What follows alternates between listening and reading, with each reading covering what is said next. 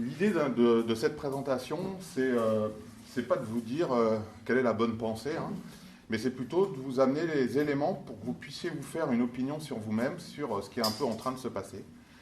Et ça me semble important de bien connaître un peu tout ça. Et donc cette présentation, elle est séparée en deux parties. Une première partie qui va concerner en fait aujourd'hui quel est l'état des lieux, qu'est-ce qu'on a le droit de faire en fait en termes de fin de vie. Et puis la deuxième partie qui est qu'est-ce qui nous attend, en tout cas quel est déjà le projet de loi qui a été voté à l'Assemblée nationale, et surtout quels enjeux, quelles questions pose un tel projet de loi. Alors c'est important de se poser la question parce que quand on fait des sondages en France, on dit, ben voilà, il y a 8 Français sur 10 qui sont favorables à l'euthanasie. Une fois qu'on a dit ça, ok. Et pourtant, quand on pose la question, alors ça c'est un sondage qu'on avait fait avec le Centre national des soins palliatifs et de la fin de vie en 2022, quand justement le débat a été lancé, c'était de savoir, bon c'est bien d'aller vers un nouveau projet de loi, mais est-ce que déjà les Français ils connaissent la loi actuelle? Et donc on avait fait un sondage avec BVA, et en fait ce qu'on s'aperçoit c'est que bon, il y a à peu près 3/4 des Français qui savent qu'il y a une loi actuellement en France, mais il y en a à peu près 1 sur 2 qui s'estiment bien informés sur cette loi, et quand on leur pose des questions, ce qui était le but du sondage, eh bien en fait on s'aperçoit qu'on arrive finalement à 16% de Français qui s'estiment, enfin qui sont très bien informés, c'est-à-dire sont capables de répondre à au moins 6 questions sur les 8 que l'on reposait. Donc vous voyez, les gens ne sont pas informés, mais 8 sur 10 veulent quand même aller plus loin.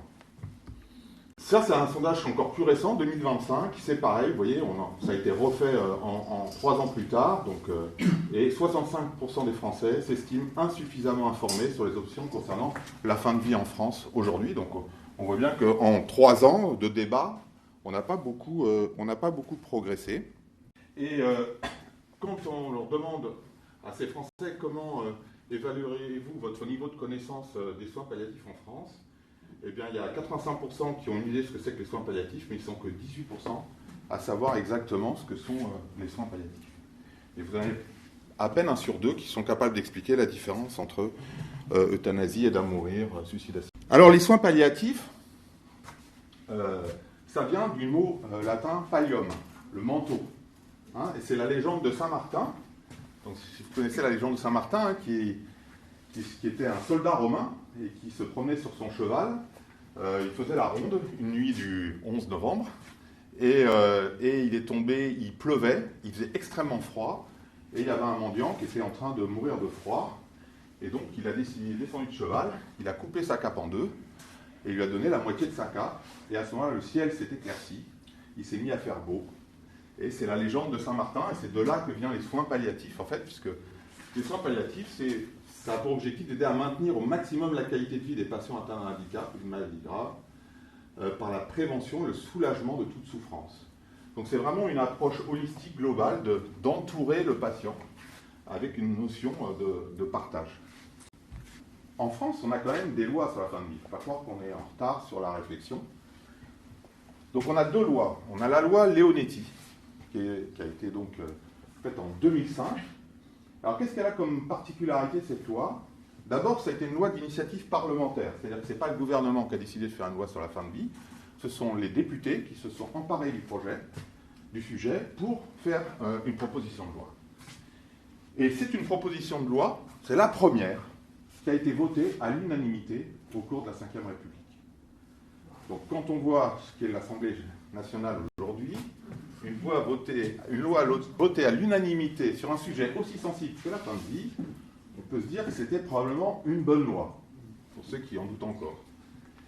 Seulement, c'est une loi pour des patients qui vont mourir, et pas pour les patients qui veulent mourir, ce qui est le débat plutôt actuel. Et l'esprit de cette loi, en fait, repose sur un triptyque, et c'est Jean Leonetti qui le dit lui-même, hein, je ne t'abandonnerai pas, je ne te laisserai pas souffrir, et je ne prolongerai pas anormalement ta vie. Ça, c'est le triptyque fondamental de la loi Leonetti. Et en même temps, cette loi, on a souvent tendance à opposer la loi et l'éthique. En fait, cette loi, elle repose sur les 4 grands principes d'éthique médicale que sont l'autonomie, la bienfaisance, la non-malfaisance et la justice distributive. Justice distributive, ça veut dire que tout le monde a droit à avoir le même accès aux soins. je ne vais pas vous faire beaucoup de lois, hein, mais c'est juste pour que vous sachiez ce qu'il y a dans cette loi qui était quand même vraiment un fondamental, ces grands principes. Ce sont grands principes, et c'est une des caractéristiques en France, de la loi en France, c'est qu'aujourd'hui, depuis 2005, donc depuis 20 ans, on a fêté cette année les 20 ans de la loi Leonetti, depuis 20 ans, il est interdit par la loi de faire de l'obstination déraisonnable, autrement appelé acharnement thérapeutique. C'est interdit dans la loi. Les gens ne savent pas forcément. Et là, vous voyez, je vous ai mis en rouge à chaque fois à quel principe éthique se rapporte chaque article de la loi. Il y a eu le renforcement de l'information du patient, le renforcement du libre choix du patient conscient, donc on est bien dans la question d'autonomie. Il y a eu l'introduction de la notion de double effet. Enfin, je pense que vous ne savez pas exactement ce qu'est la notion de double effet. Ça, c'était quelque chose d'extrêmement important pour nous. La notion de double effet, c'était de dire, à partir du moment où vous donnez un médicament pour soulager le patient, et que votre intention, elle est de soulager le patient, vous n'êtes pas condamnable si ça a comme conséquence secondaire, éventuellement, d'abréger la vie. D'accord ? Puisque votre intention, elle n'a pas été d'abréger la vie. Votre intention, elle a été de soulager le patient. Donc là, cette question d'intentionnalité, elle a été mise dans la loi, et ça a été pour nous une énorme avancée, hein, parce que chaque fois qu'on prend l'exemple de la morphine, hein, qui est un médicament qui potentiellement limite la respiration, soulage bien, mais peut limiter la respiration, hein, les junkies, ils meurent d'overdose de morphine, hein, et qui s'arrêtent de respirer. Eh bien, avant, quand on commençait à monter les doses et qu'on voyait que la personne elle se mettait à moins bien respirer, on se disait ah oui, mais peut-être qu'on pourrait être accusé d'euthanasie à l'époque. Hein. Donc là, maintenant, la loi, depuis 2005, a tranché. Il y a eu l'introduction de la procédure collégiale pour le patient hors d'état d'exprimer sa volonté, on y reviendra. Il y a eu la notion de directive anticipée, on y reviendra aussi. Et puis, il y a eu la consécration des soins palliatifs pour tous. Il y avait déjà eu une loi sur les soins palliatifs en 1999. Il y en a eu, c'est venu conforter cette loi de 90. Et puis, en 2016, là, cette fois-ci, c'est le gouvernement qui a dit, bon, il y a le grand débat autour de l'affaire Lambert, Vincent Lambert, etc. Vous avez tous entendu parler. Et il faut faire avancer encore le sujet. Donc, comment on peut essayer d'aller un peu plus loin encore par rapport à la loi Leonetti. Et donc, il y a eu le nouveau projet de loi qui était donc celui dit Claes-Leonetti. Qu'est-ce que ça a apporté en plus ? Ça a été que le rôle persuasif du soignant a disparu. C'est-à-dire quand un patient ne voulait pas d'un traitement, etc., nous, il fallait qu'on essaye de le convaincre, et ça, on ne doit plus le faire. On doit simplement lui donner les tenants, les aboutissants, mais pas essayer forcément de le convaincre. Les directives anticipées qui existaient, elles deviennent contraignantes. Il y a une hiérarchie, cette loi introduit une hiérarchie dans le témoignage de la famille et des proches et de la personne de confiance. C'est-à-dire qu'avant, il n'y avait pas de hiérarchie. Là, maintenant, le témoignage de la personne de confiance prime quand le patient n'est plus capable de s'exprimer sur le témoignage des proches. D'accord ? Et je vous ai bien souligné, ces témoignages, ce n'est pas avis. On ne demande pas l'avis, on demande de témoigner de ce qu'aurait voulu le patient quand il n'est plus capable de s'exprimer. Partout dans le texte où il y avait le mot douleur, il a été remplacé par le mot souffrance pour prendre en compte la dimension psychologique d'une douleur.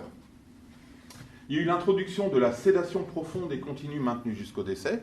Je vous expliquerai exactement ce que c'est. C'est une particularité française. Hein, il n'y a pas ça dans les autres pays. Et puis, question très importante, la nutrition et l'hydratation artificielle constituent des traitements. Alors ça a été un grand débat. C'était de savoir, est-ce que la nutrition et l'hydratation artificielle, c'est un traitement ou est-ce que c'est un soin ? Parce qu'au titre de l'obstination déraisonnable, on peut arrêter les traitements, mais on n'arrête pas les soins. Et donc la loi a tranché, et elle a dit la nutrition et l'hydratation artificielle, c'est-à-dire par une sonde, ça constitue un traitement, et donc au titre de l'obstination déraisonnable, on peut les arrêter. Alors, comment on va définir, parce que c'est bien de dire l'obstination déraisonnable, le chargement thérapeutique, comment c'est défini ? Alors, il y a une définition dans le Code de la santé publique. Donc, ce sont des actes, donc des investigations ou des traitements qui ne doivent pas être poursuivis parce qu'ils apparaissent inutiles, disproportionnés ou n'ayant d'autre effet que le seul maintien artificiel de la vie. Donc, quand on est dans cette situation, on peut estimer qu'on est dans une situation d'obstination déraisonnable.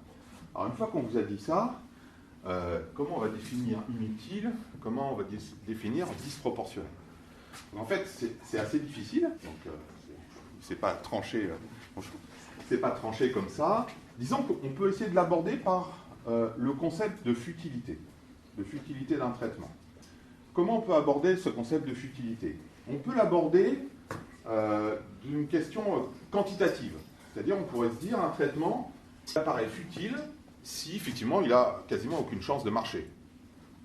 Ah, c'est sûr, ça ne sert à rien de faire un traitement si on sait qu'il ne va pas marcher. Seulement, où est le seuil?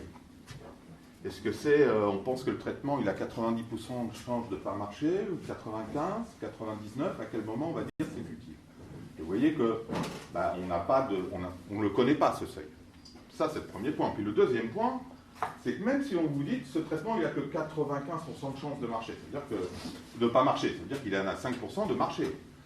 Un patient, il ne vit pas ou il ne meurt pas à 95%. Il vit à 100% ou il meurt à 100%.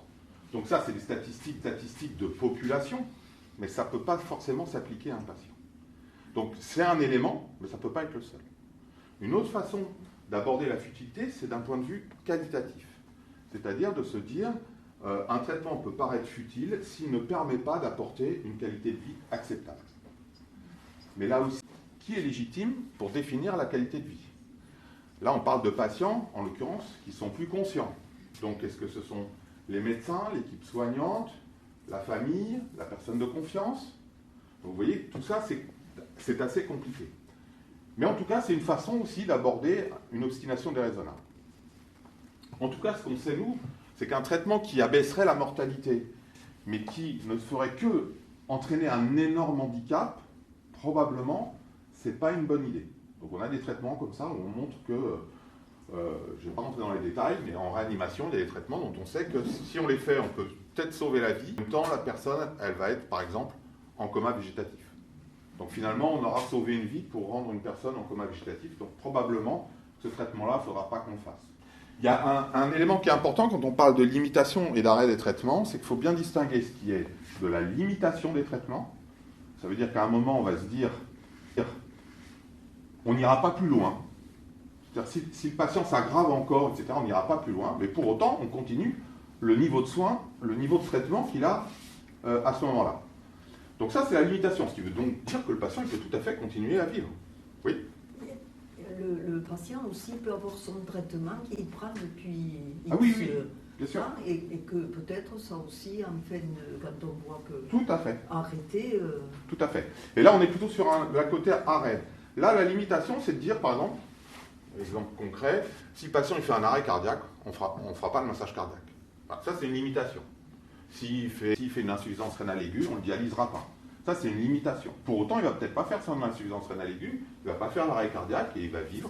Simplement, on s'est dit, là, on a atteint un niveau par rapport à la situation qui nous semble pas devoir être dépassé. Et puis, à l'inverse, il y a les arrêts de traitement. Alors, les arrêts de traitement, alors nous, en réanimation, de maintien en vie. Alors, si on arrête un respirateur, c'est sûr que le patient, il va mourir. Si on arrête les drogues pour soutenir le cœur, le patient, il va mourir. Donc là, vous voyez, l'arrêt, en général, va entraîner un décès. La limitation, c'est un moment où on se met une limite, mais ce n'est pas pour autant que ça va induire le décès. Alors si on essaie d'aborder un peu les quelques grands principes, les directives anticipées.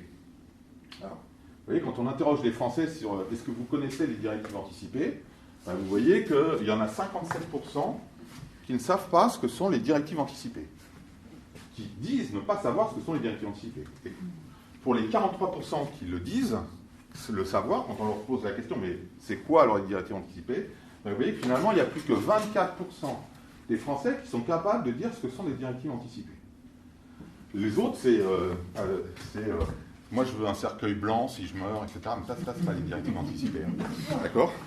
Donc voilà. Donc toujours pour vous dire que finalement, les Français ne connaissent pas, et je ne vais pas vous rassurer, hein, c'est pas mieux chez les soignants.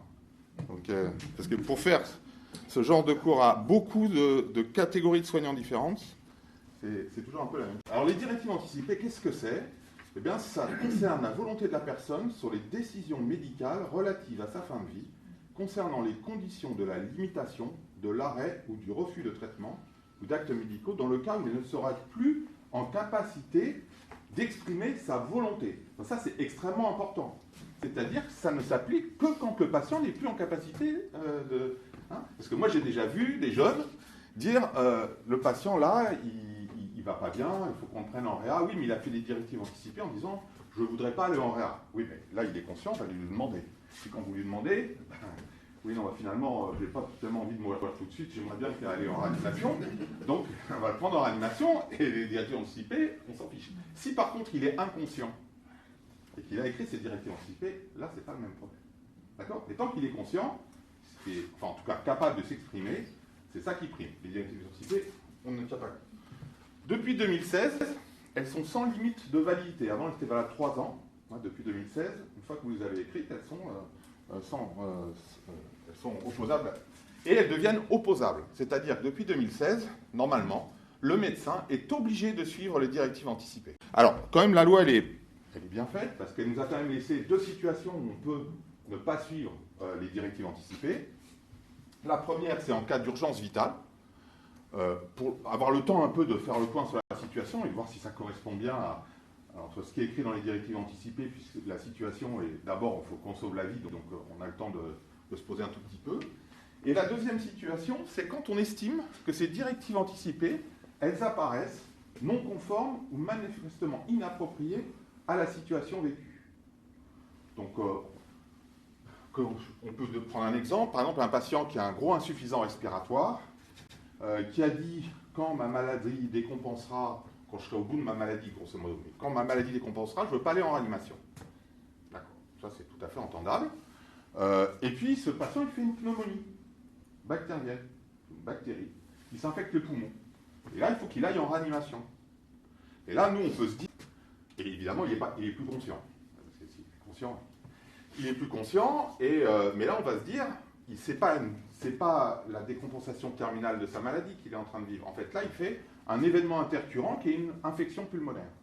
Donc, on va dire, ces directives anticipées, pour nous, elles apparaissent pas forcément appropriées par rapport à la situation que le patient est en train de vivre. Donc, on peut le ranimer. On peut aussi dire, non, on pense qu'effectivement, il était déjà vraiment très très mal et que c'est le truc qui va le faire décompenser définitivement, etc. Mais vous voyez, on a quand même une possibilité d'appréciation sur ces directives anticipées. Mais, c'est que si on décide de ne pas les suivre, il faut que ça soit fait après une procédure collégiale, on y reviendra ce que c'est qu'une procédure collégiale, c'est-à-dire une équipe qui se réunit pour discuter ensemble avant de prendre une décision. Et évidemment, ça doit être porté à la connaissance des proches, de la personne de confiance, etc.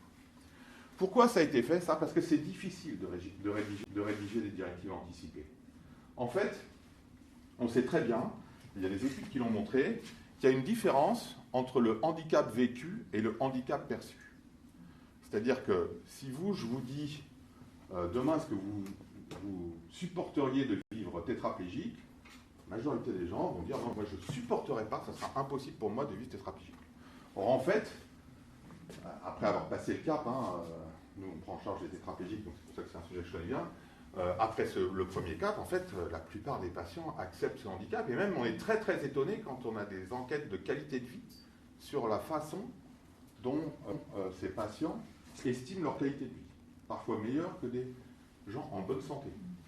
Donc ça, vous voyez, c'est ce qu'on appelle en anglais le disability paradox. C'est d'ailleurs le paradoxe que des gens très lourdement handicapés estiment avoir parfois une meilleure qualité de vie que les gens en bonne santé. Donc c'est pour ça que c'est compliqué d'écrire des directives anticipées en disant moi si j'ai un accident de voiture, je dois couper le bras, je veux pas vivre. Ça c'est un peu compliqué, quoi, parce qu'il y a beaucoup de gens qui vivent très très bien avec un bras coupé, mais sauf si on ne le ranime pas, ils meurent. L'alternative c'est ça.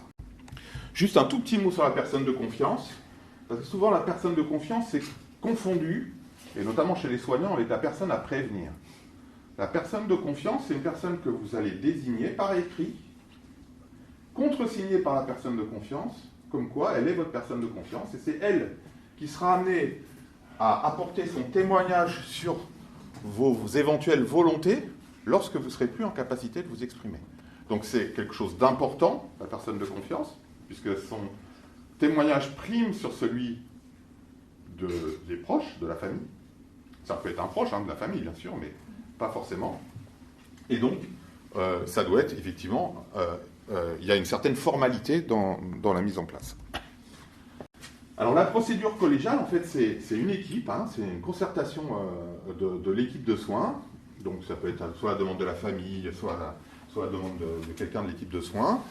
Il doit y avoir normalement un médecin extérieur à l'équipe aussi, qui doit être présent pour avoir un peu un œil de recul. Et puis, cette procédure collégiale, elle a vraiment pour but de respecter l'autonomie du patient. C'est-à-dire qu'on doit faire cette procédure collégiale quand le patient, en ayant essayé de recueillir s'il avait écrit les directives anticipées, s'il a une personne de confiance, ce que nous disent les proches de ce qu'il aurait voulu, de ce qu'elle était ça, etc. Et à partir de là, il y a une discussion au cours de cette réunion, et puis le médecin qui prend en charge le patient va prendre une décision.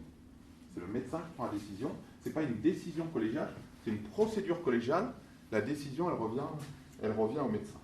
Et donc quand est-ce qu'on doit faire une procédure collégiale?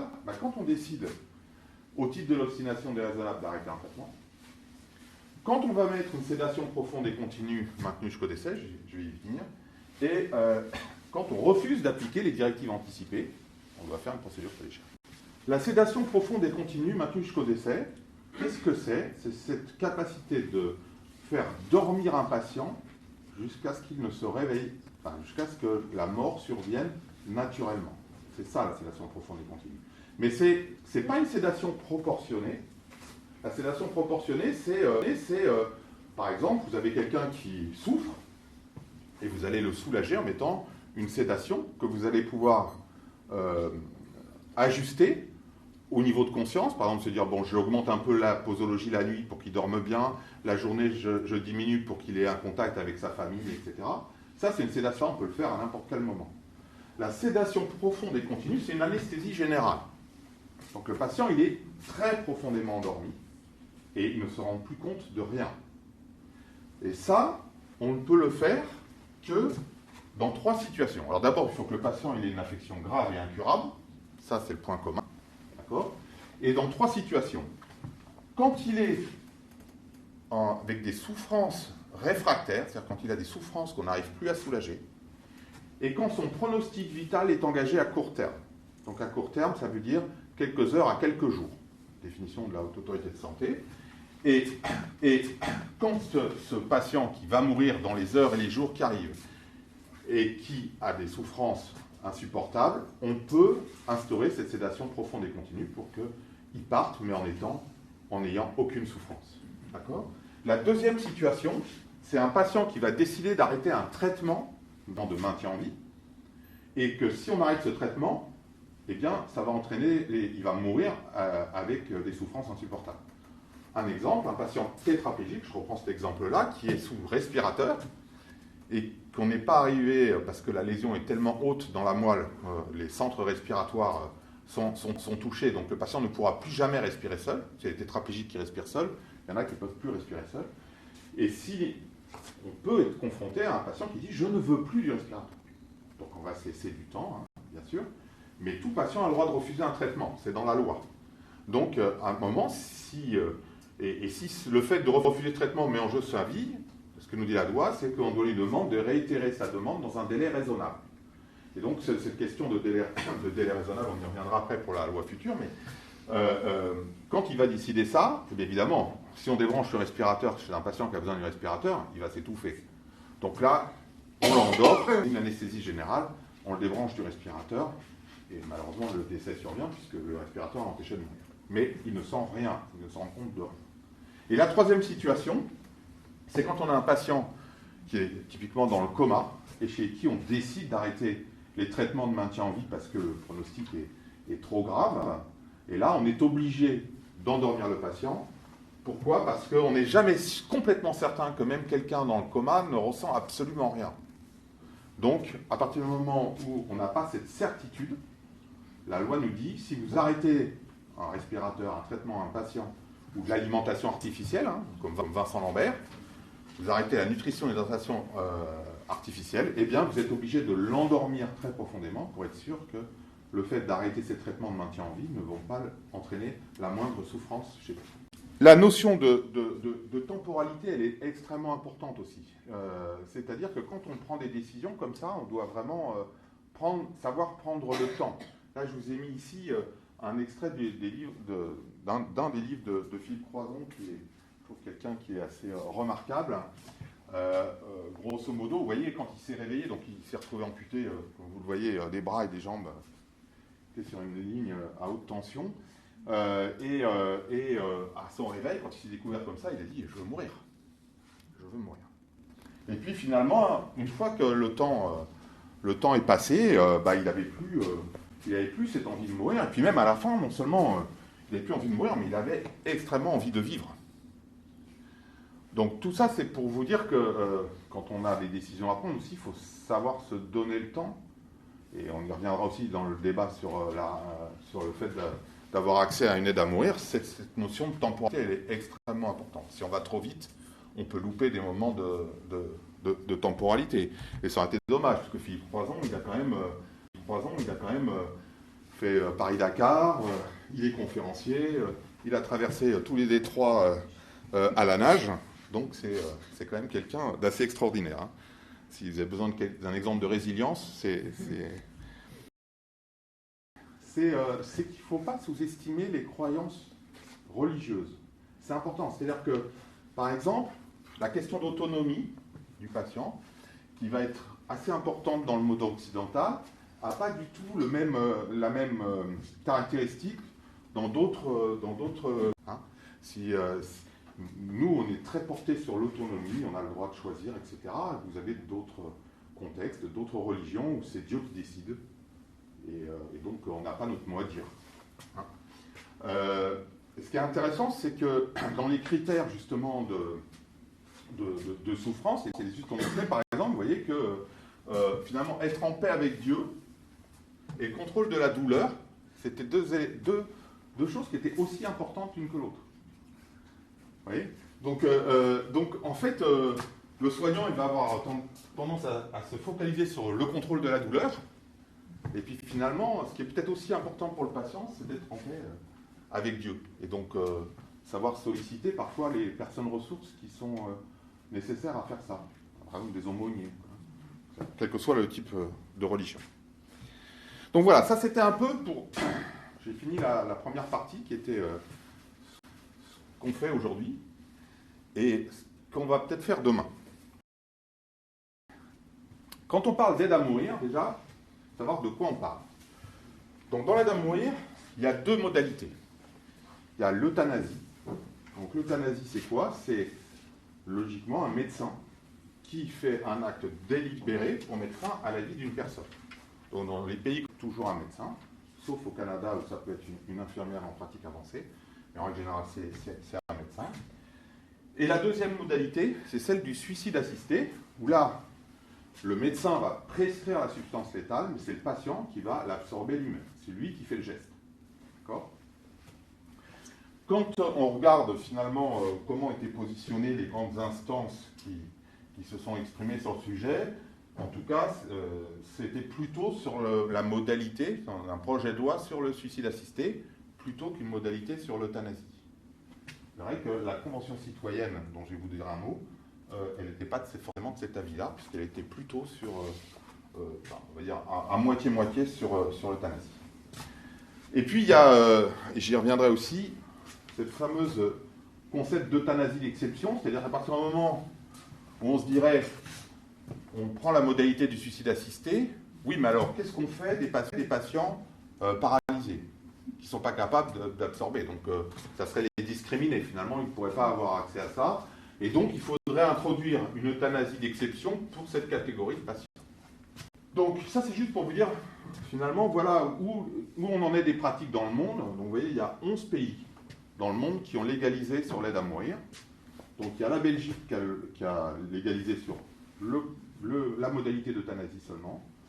Il y a ceux qui ont légalisé que sur la modalité d'assistance au suicide. Donc, c'est la Suisse, les États-Unis, les 10 États, parce qu'il n'y a que dans 10 États aux États-Unis que l'aide à mourir est autorisée, et l'Autriche. Et puis vous avez les pays qui ont légalisé sur les deux modalités, bon, en sachant qu'en général, quand il y a les deux modalités, c'est de loin l'euthanasie qui l'emporte en pratique. Voilà. Donc vous avez 11 pays dans le monde. Quand on reprend comment ça s'est passé, hein, donc, je vous dis, ça a vraiment recommencé en 2022, le président de la République a annoncé que la question de la fin de vie devait être débattue de manière approfondie par la nation. Et ça venait le même jour que la publication de l'avis 139 du Comité consultatif national d'éthique, c'est ce qu'on appelle le CCNE, en septembre 2022, je vous en dirai un petit mot. Le président de la République a souhaité aussi qu'il y ait une convention citoyenne sur le sujet. Dans le même temps, il y a eu des travaux et des concertations qui ont été conduits par le gouvernement et par le Parlement. Il y a eu l'avis de l'Académie de médecine, du Conseil national de l'ordre des médecins, et puis partout en France, il y a eu des débats, un peu comme ce soir, des soirées qui ont été organisées. Tout ça pour arriver, dans un premier temps, à l'Assemblée nationale, le 27 mai 2024. Donc vous voyez, il y a un peu plus d'un an. Alors, qu'est-ce qu'avait dit le CCNE? Puisque c'était ça le pavé dans la mare. Puisque jusqu'à présent, le Comité consultatif national d'éthique s'était toujours opposé à une évolution de la loi. Donc, pour la première fois en 2022, le CCNE considère qu'il existe une voie pour une application éthique d'une aide active à mourir à certaines conditions strictes, avec lequel il apparaît inacceptable de transiger. Donc, je vous ai bien souligné tout ça parce que c'est important, parce qu'on verra après dans les débats, les problèmes que ça pose, c'est que ce n'est pas souvent le cas après, une fois qu'on a voté. Le CCNE, il a quand même dit deux choses. Il a fait son avis, il fait une 60aine de pages. Il y a 45 pages sur le point 1, qui est de dire qu'il faut renforcer les soins palliatifs. Et il y a une petite partie sur quel repère éthique on doit prendre si on décide d'aller à de l'aide à mourir. Et donc, qu'est-ce qu'il dit? Il dit, si le législateur décide de légiférer, la possibilité d'un accès légal à une assistance au suicide, donc le CCNE se positionne sur la modalité d'assistance au suicide, devrait être ouverte aux personnes majeures atteintes de maladies graves et incurables, provoquant des souffrances physiques et psychiques réfractaires, dont le pronostic vital est engagé à moyen terme.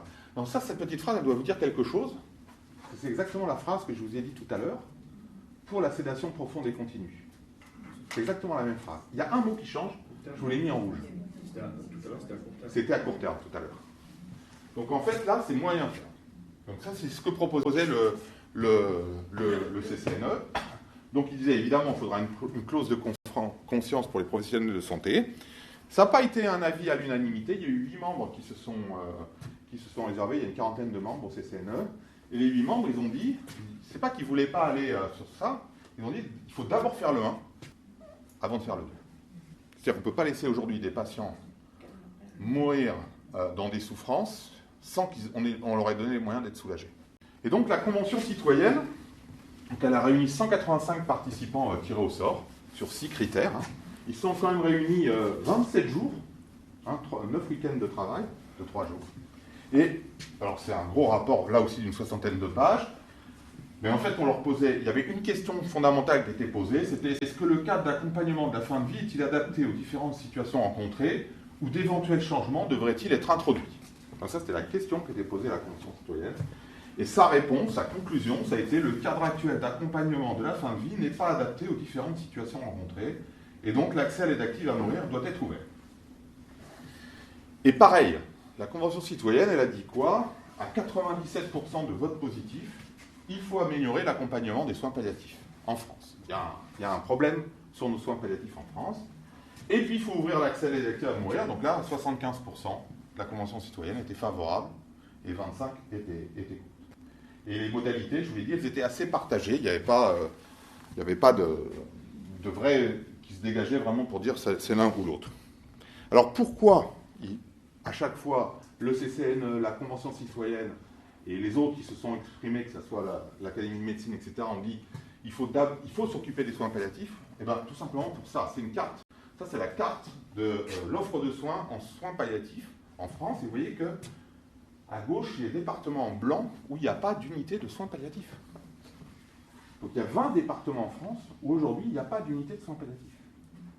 Et on estime aujourd'hui que 200 000 patients décèdent en France sans avoir accès aux soins palliatifs alors qu'ils auraient dû y avoir accès. C'est-à-dire 500 patients par jour aujourd'hui qui meurent en France sans avoir pu avoir accès aux soins palliatifs. Et donc c'est pour ça que les fameux 8 membres du CCNE ont dit qu'il faut d'abord qu'on s'occupe de ça, sinon ces gens-là qui n'ont pas accès, qu'est-ce qu'ils vont faire? ils vont demander l'aide à mourir. Enfin, il y a un risque. Donc, je vous l'ai dit, il y a eu des groupes de travail. Donc, on était au groupe de travail au ministère. Donc, c'était piloté par la ministre déléguée Agnès Firmin-Lebaudot. On a eu des auditions à l'Assemblée nationale. Rencontré Catherine Vautrin à l'époque. Même allé, je vais en dire un mot. Moi, j'ai eu la chance d'aller aussi avec la ministre en Belgique, voir comment ça se passait dans ce pays qui a donc légalisé sur l'euthanasie. Si vous voulez, dans les questions, je vous en dirai un petit mot. Et puis, on a eu un groupe de travail à la Haute Autorité de Santé pour essayer de définir qu'est-ce que pourrait être un pronostic engagé à moyen terme. Parce que, une fois qu'on a dit moyen terme, c'est quoi moyen terme? Je vous ai dit, mai 2024, le projet de loi est présenté, sauf que en plein milieu, il y a la dissolution de l'Assemblée nationale. Il était peut-être là. Alors qu'il n'y avait que 6 articles sur 21 qui avaient été validés, ce qui veut dire que quand vous avez un projet de loi qui n'est pas complètement validé à l'Assemblée nationale, et quand l'Assemblée est dissoute, on repart à zéro. Et donc le 17 septembre 2024, nouveau dépôt de proposition de loi, et le 4 décembre, renversement du gouvernement. Mais ils ont tenu bon. Alors, en mai 2025, alors c'est important parce que le Premier ministre de l'époque a décidé... comment s'appelle Bermel? Comment? Non, pas Michel Barnier, c'est Bayrou. Voilà. François Bayrou a dit, lui, quand il est arrivé, il faut scinder le texte en 2. Ce que nous, on avait demandé depuis le départ. Puisque dans le texte de la proposition de loi, il y avait une première partie qui était sur les soins palliatifs et une deuxième partie qui était sur l'aide à mourir. Et nous, on avait dit, il faut absolument séparer les deux, parce que sur les soins palliatifs, il y a un consensus. Il n'y aura pas de problème. Alors que sur l'aide à mourir, il y a quand même des questions. Mais la ministre à l'époque a tenu bon en disant non, il faut qu'un seul texte. Et heureusement, François Bayrou est arrivé pour dire non, on va faire 2 textes. Et on va voir qu'effectivement, celui-là, il est passé à l'unanimité. Juste un petit mot, la proposition de loi, ça s'appelait relative à la fin de vie. D'accord ? Alors, le 27 mai 2025, il y a eu un vote solennel à l'Assemblée nationale, et donc le projet de loi est passé. Mais il n'est pas passé en raz-de-marée. Contrairement, vous voyez, 8 Français sur 10 qui étaient favorables, et vous voyez, finalement, il y a eu 305 pour, et si on prend les abstentions et les contre, 256. Donc, c'était pas... Quand on réfléchit au sujet, on se pose beaucoup plus de questions que quand on demande comme ça. Mais remarquez une chose, c'est que le titre de la loi, il a changé. On n'est plus relatif à la fin de vie, on est sur relatif au droit à l'aide à mourir. Donc quand je vous avais dit, il y a une loi avant, elle a été faite pour les patients qui vont mourir. Là, c'est une loi qui est faite pour les patients qui veulent mourir. Mais pas forcément qui vont mourir tout de suite. Et donc où on en est là, c'est que mi-janvier, normalement de l'année prochaine, ce projet va être examiné au Sénat. Il va revenir à l'Assemblée, parce que le Sénat ne sera évidemment pas d'accord, pas du tout la même philosophie. Donc ça va revenir à l'Assemblée, qui repartira au Sénat, il y aura une commission mixte paritaire. Grosso modo, on aura probablement un texte à la fin de l'année 2026. S'il y a une dissolution entre les deux Alors, on ne sait pas bien s'il y a une dissolution entre les deux, ce qui va se passer. Parce que le texte, il a quand même été voté, là, pour le coup. Donc, on ne sait pas bien si ça va aller jusqu'au bout ou pas. Alors, qu'est-ce qu'il y a dans ce texte de loi? D'abord, donc, il introduit le fait qu'il y aura une autorisation pour le droit à l'aide à mourir. Et afin que le patient se l'administre. Donc vous voyez bien qu'a été retenu quand même dans la proposition de loi le fait du suicide assisté. D'accord? Mais il y a quand même, ou lorsqu'elle n'est pas en mesure physiquement d'y procéder, cela passe administré par un médecin ou un infirmier. Donc on a bien le concept d'euthanasie d'exception que je vous décrivais tout à l'heure. À qui ça s'adresse? 5 critères cumulatifs. Être majeur, être de nationalité française. Alors, vous allez voir, les phrases, elles sont assez alambiquées. Alors, être atteint d'une infection grave et incurable, quelle qu'en soit la cause, qui engage le pronostic vital, en phase avancée, caractérisée par l'entrée dans un processus irréversible malgré l'aggravation de l'état de santé de la personne malade qui affecte sa qualité de vie, ou terminale. Et vous voyez qu'il n'y a plus le mot pronostic engagé à moyen terme. Parce qu'en fait, la Haute Autorité de Santé a dit on est incapable de vous définir ce que c'est qu'un pronostic engagé à moyen terme.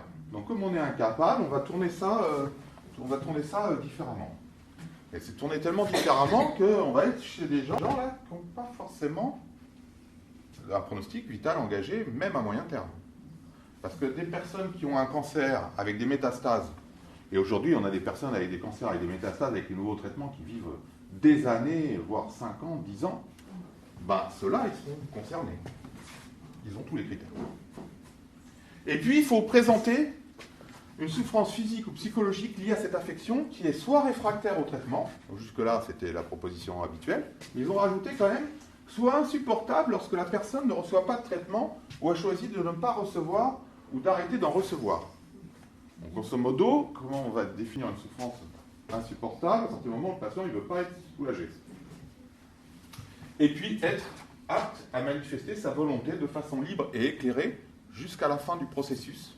Donc ça veut dire que ça met forcément de côté les gens qui ne sont pas conscients, la modalité éventuelle de directive anticipée, donc tout ça, ce que d'autres pays ont fait, mais là pour l'instant, dans le projet, c'est écarté.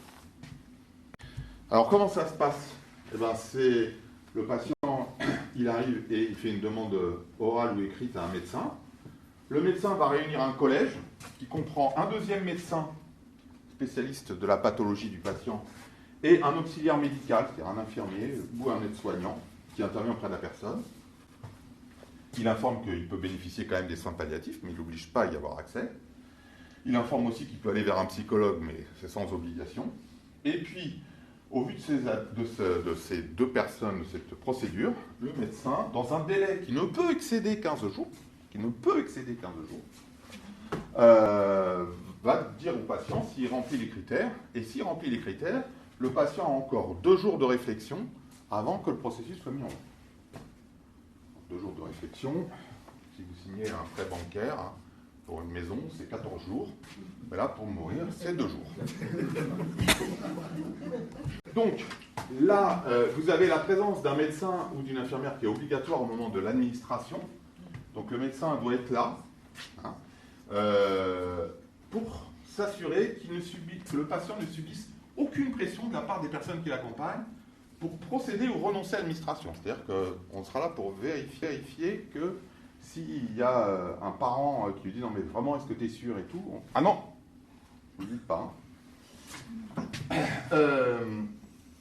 Et donc, on assure la surveillance de l'administration létale par la personne ou l'administre s'il est soi-disant pas capable de le faire. Et par contre, une fois que la substance est administrée, on n'est plus censé être forcément dans la pièce, mais il faut qu'on reste à côté pour pouvoir intervenir en cas de difficulté. Alors, vous savez comment vous avez appelé ça au départ au ministère? Intervenir en cas de difficulté? Le secourisme à l'envers. C'est le texte, secourisme à l'envers. J'ai dit, Madame la ministre, mais vous êtes...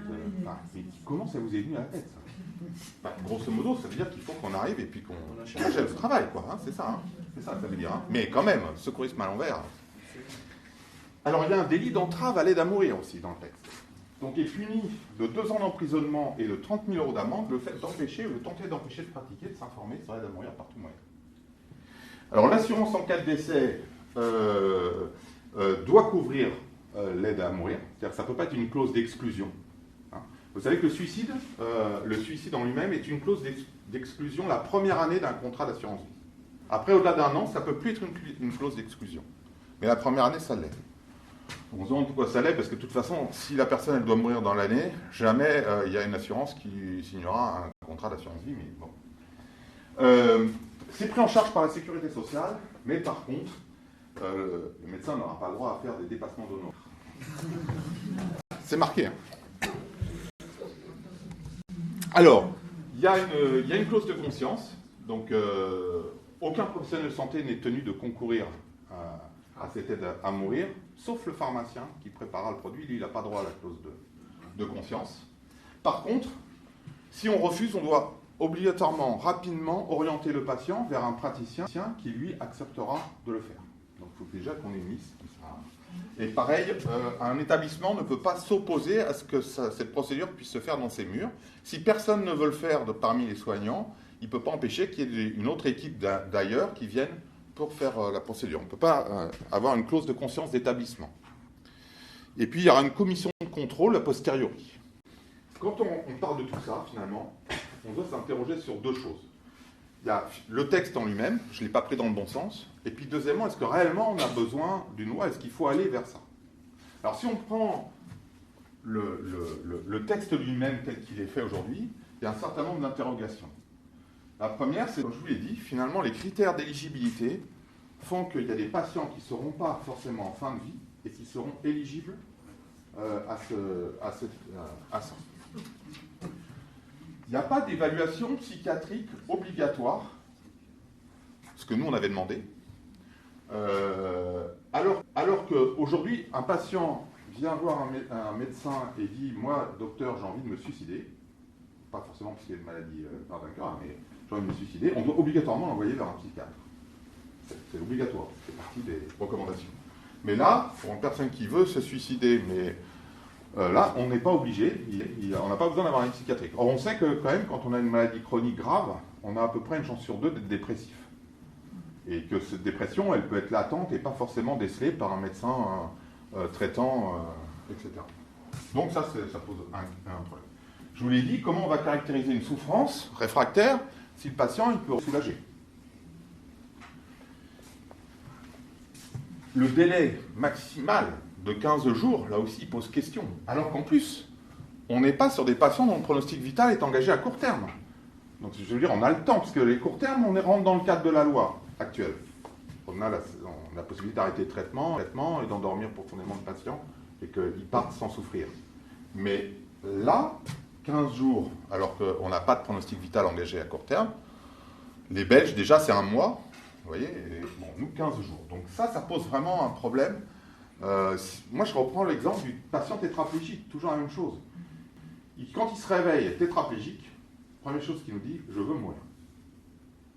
Donc jusqu'à présent, quand on a ça, on leur dit, non mais attendez, on va se laisser du temps d'aller voir, on ne sait pas, etc. Et puis, avec le temps, la prise de conscience du handicap lourd, la plupart de ces demandes, la quasi-totalité même, je dirais, elles tombent.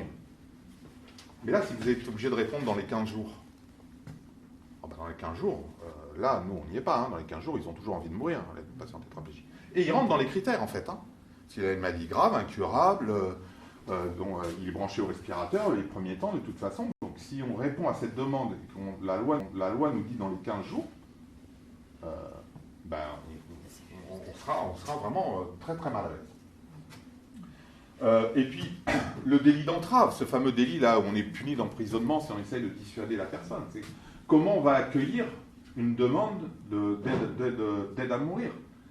Aujourd'hui, quand un patient vient dire à un médecin, notamment de soins palliatifs, je veux mourir, la première question que va lui poser le médecin de soins palliatifs, c'est pourquoi?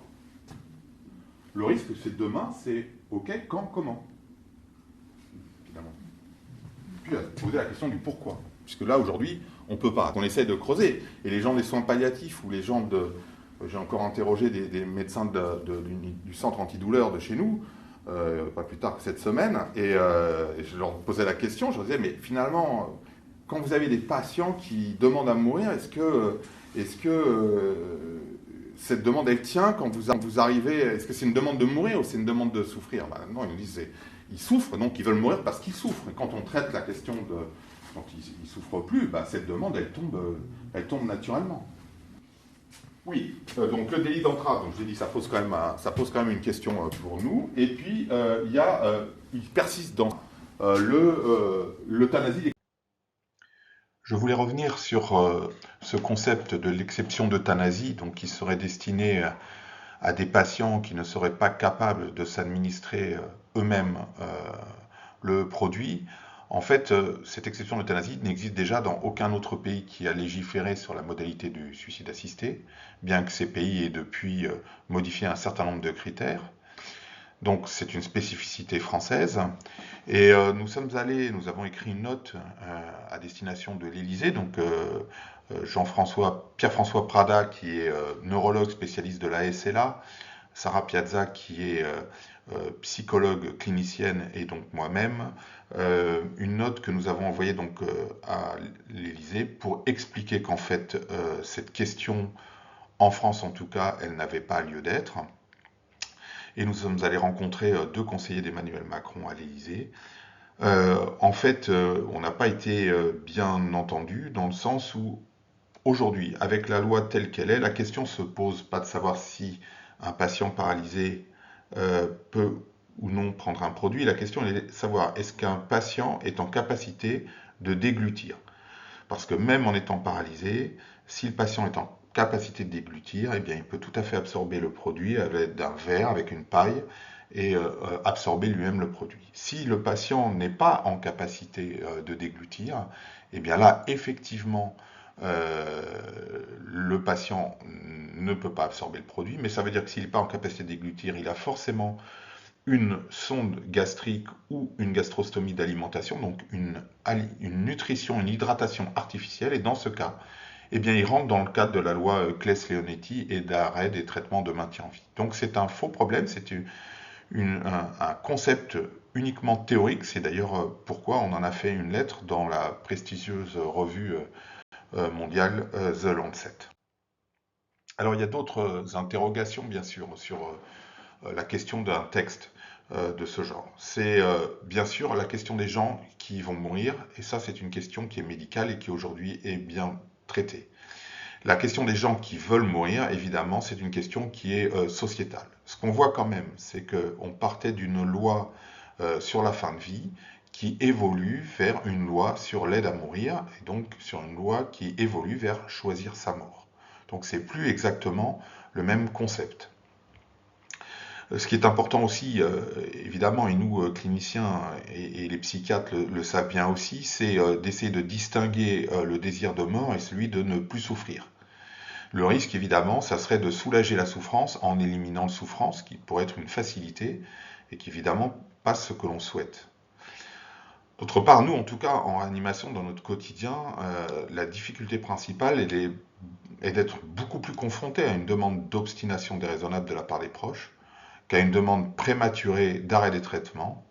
Et d'ailleurs, nous avons publié une étude sur l'ensemble des référés en justice depuis la loi Leonetti sur les demandes de référés concernant les limitations et l'arrêt de traitement. Et à chaque fois, ces demandes font suite à une opposition des proches sur l'arrêt des traitements.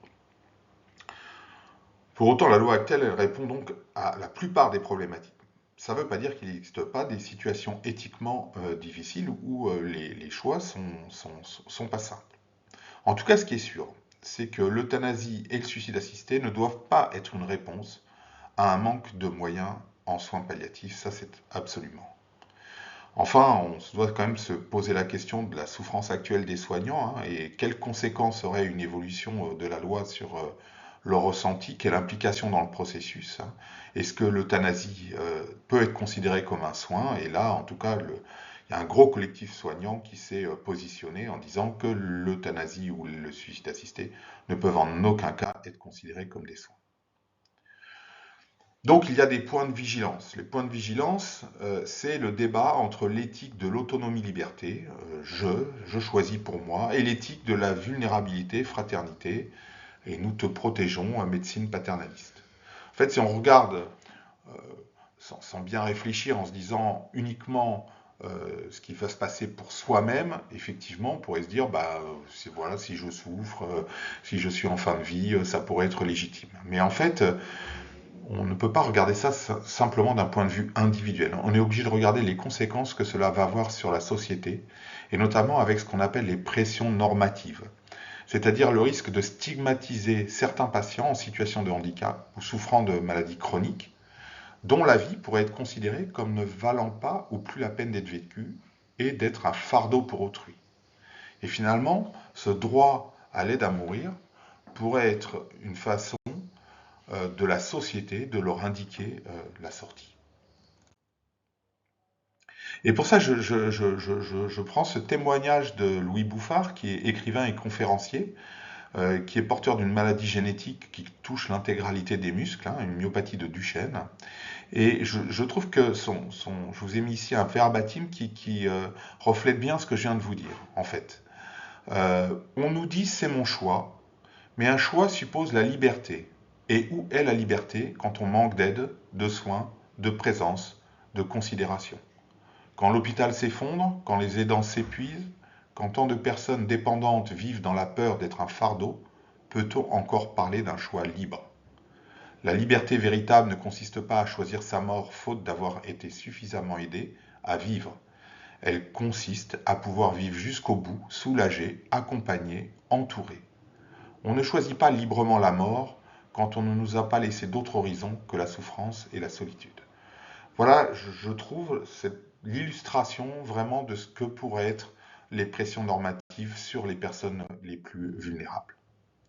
Un autre point important aussi est celui de la réversibilité de la décision. Le fait d'avoir un délai extrêmement court fait qu'il y a peu de place sur la réversibilité de la décision. L'expérience de l'Oregon est assez intéressante. L'Oregon, c'est le premier État qui a légiféré sur l'aide à mourir à la fin des années 90. Et ce qui est intéressant en Oregon, comment ça se passe, eh bien, c'est que le patient, quand il répond aux critères, le médecin va faire l'ordonnance des produits, le patient va aller chercher ses produits à la pharmacie et va se les administrer lui-même. Et ce qu'on voit dans l'Oregon, c'est que finalement, et vous voyez bien ça sur cette diapositive, c'est que 60% des patients seulement qui auront eu l'ordonnance vont réaliser le geste, donc 40% ne vont pas le faire.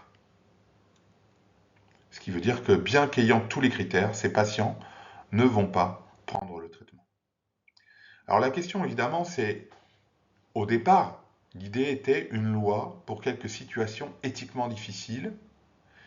Et la question qui se pose, c'est est-ce qu'on n'est pas en train de faire une loi pour introduire une modalité banale de décès? Je vous ai mis ici l'évolution des décès par euthanasie dans 3 pays, les Pays-Bas, la Belgique et le Canada. Et vous voyez que cette évolution, elle est inexorable vers une augmentation assez importante. Vous voyez que aux Pays-Bas, ça représente environ 5,8% des décès, dont 54 en duo, c'est-à-dire le couple a été euthanasié en même temps, et dont 219 pour des motifs psychiatriques. Et vous voyez que ce taux, qui vous semble peut-être pas forcément figuratif, en fait, si on rapporte ça à les chiffres de décès en France, 5,8%, ça ferait pas loin de entre 35 000 et 40 000 aides à mourir. Vous voyez qu'en Belgique, cette pente est exactement la même, hein, avec une évolution qui ne fait qu'augmenter. Vous voyez qu'en 2024, sur les presque 4000 décès, eh bien, près de 1000 n'avaient pas de pronostic vital engagé. Enfin, et je pense que c'est le plus caricatural, ce sont le Canada, où finalement cette euthanasie a été légiférée relativement récemment, en 2016, et on voit que là, déjà, on a dépassé tous les chiffres des autres pays, puisque au Québec, eh bien, on atteint jusqu'à 7,9% des décès qui sont liés à l'euthanasie, ce qui ferait plus de 45 000 décès si on rapportait ça à la population française. Donc on ne peut plus parler de quelques cas isolés, mais bien d'une modalité banale de mourir. Alors, face au délit d'entrave, bien sûr, va aussi se poser la question de la réanimation des patients qui font une tentative de suicide. Alors évidemment pour les psychiatres, il n'y a pas de doute, la réponse est oui, et nous aussi aujourd'hui en tant que réanimateurs, on ne se pose pas trop la question. On a une obligation légale de réanimer, hein, de porter secours à une personne en danger, et cela inclut évidemment les personnes qui ont tenté de se suicider, mais et ça pour plein de raisons, hein. La tentative de suicide, c'est une ambivalence dans le désir de mourir, c'est une dépression qui peut altérer les capacités décisionnelles, On ne sait pas si cette maladie est curable, donc bien entendu, il faut réanimer ces patients, mais va se poser quand même la question face à ce délit d'entrave, si on ne pourrait pas être accusé de délit d'entrave en prenant en charge ces patients.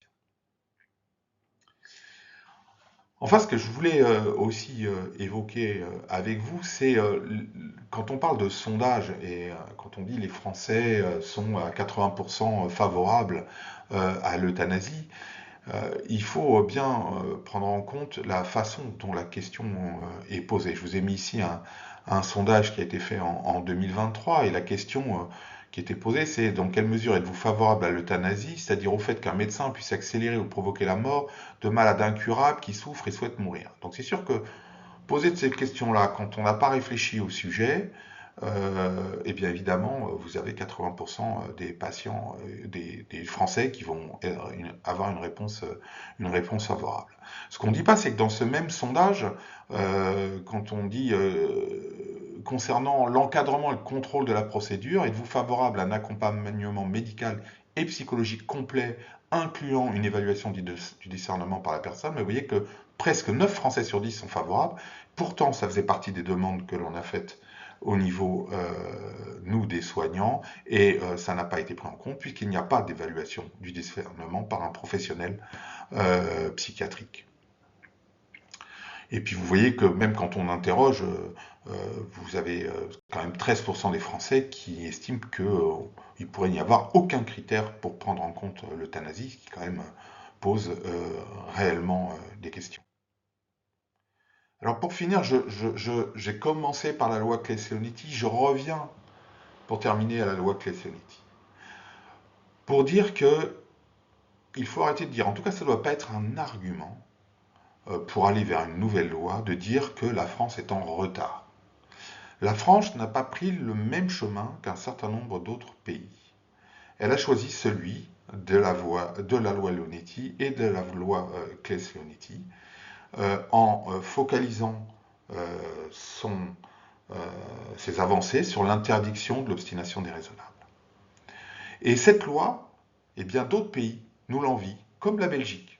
La Belgique, qui, je vous rappelle, depuis 2002, a légiféré sur l'euthanasie. Pourtant, ici, je vous ai mis une tribune de Jean-Louis Vincent, du professeur Jean-Louis Vincent, dans le quotidien Le Soir. Le Soir, c'est l'équivalent du Monde en Belgique, qu'il a écrit en 2022, donc vous voyez, c'est relativement récent. Qu'est-ce qu'il nous dit, Jean-Louis Vincent? Jean-Louis Vincent, c'est un des plus grands réanimateurs connus dans le monde. Il a été président de la Société européenne de réanimation. Il est membre de l'Académie royale de médecine belge. Donc évidemment, c'est un médecin belge. Et il nous dit, fin de vie médicalisée, à quand une loi Claes-Leonetti en Belgique? Effectivement, la Belgique a complètement focalisé sa loi sur le principe de l'autonomie. Nous, comme je vous l'ai dit, on a focalisé notre loi sur le principe de la non-obstination déraisonnable, du non-acharnement thérapeutique.